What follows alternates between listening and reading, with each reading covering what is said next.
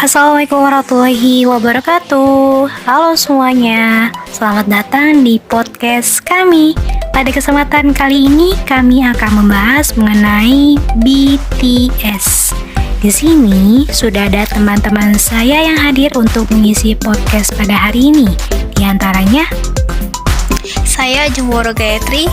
Saya Ika Tiana Putri. Saya Sevia Agnesia. Saya Yuyun Novitasari. Dan terakhir, saya Munawatus Soliha. Episode podcast kali ini kami akan membahas BTS. Tunggu, bukan grup vokal pria asal Korea Selatan itu. Melainkan kami akan membahas mengenai belajar tata surya.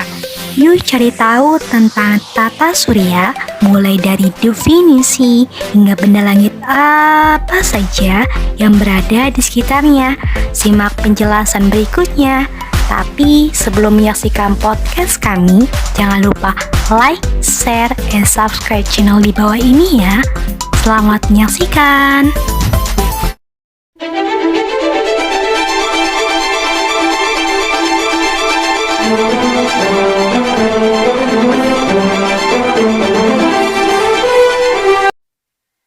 Alam semesta ini begitu luas, bukan hanya yang dapat dijangkau dengan penglihatan saja di bumi ini. Di angkasa luar, masih banyak benda langit yang mungkin belum pernah Anda lihat sebelumnya. Berbicara tentang benda langit, tata surya ternyata merupakan salah satu dari sekian banyak benda langit yang ada di angkasa luar. Sebelum lebih jauh membahas tentang itu, yuk simak penjelasannya. Tata surya adalah kumpulan benda langit yang terdiri atas sebuah bintang yang disebut matahari dan semua objek yang terikat oleh gaya gravitasi. Objek-objek tersebut termasuk ke dalam 8 buah planet yang sudah diketahui dengan orbit berbentuk elips, 5 planet kerdil atau katai, 173 satelit alami yang telah diidentifikasi, serta jutaan benda langit seperti meteor, asteroid, komet, dan lain sebagainya. Benda-benda langit tersebut beredar mengelilingi matahari secara konsentris pada lintasannya masing-masing. Selanjutnya kita akan membahas matahari. Matahari atau surya adalah bintang di pusat tata surya. Bentuknya nyaris bulat dan terdiri dari plasma panas bercampur medan magnet. Matahari terbentuk sekitar 4,6 miliar tahun yang lalu akibat peluruhan gravitasi suatu wilayah di dalam sebuah awan molekul besar. Sebagian besar materi berkumpul di tengah, sementara sisanya memipih menjadi cakram beredar yang kelak menjadi tata surya. Selanjutnya ada planet Merkurius.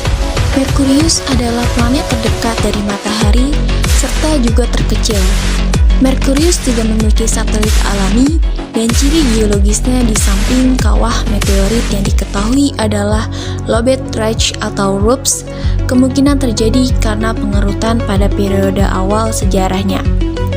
Atmosfer Merkurius juga yang hampir bisa diabaikan terdiri dari atom-atom yang terlepas dari permukaannya karena semburan angin surya. Besarnya inti besi dan tipisnya kerak, Merkurius masih belum bisa dapat diterangkan.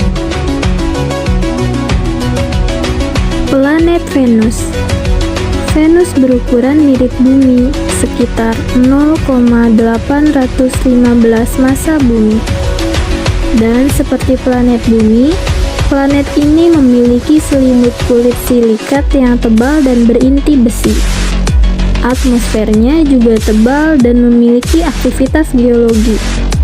Akan tetapi, planet ini lebih kering dari bumi dan atmosfernya 9 kali lebih padat dari bumi. Bumi adalah planet bagian dalam yang terbesar dan terpadat, satu-satunya yang diketahui memiliki aktivitas geologi dan satu-satunya planet yang diketahui memiliki makhluk hidup. 70% bagian bumi ditutup oleh air, sedangkan 30% lainnya ditutup oleh daratan. Hidrosfernya yang cair adalah khas di antara planet-planet kebumian dan juga merupakan satu-satunya planet yang diamati memiliki lempeng tektonik. Atmosfer bumi sangat berbeda dibandingkan planet-planet lainnya, karena dipengaruhi oleh keberadaan makhluk hidup yang menghasilkan 21% oksigen. Bumi memiliki satu satelit, bulan, satu-satunya satelit besar dari planet kebumian di dalam tata surya. Planet Mars. Mars berukuran lebih kecil dari Bumi dan Venus, sekitar 0,107 massa Bumi.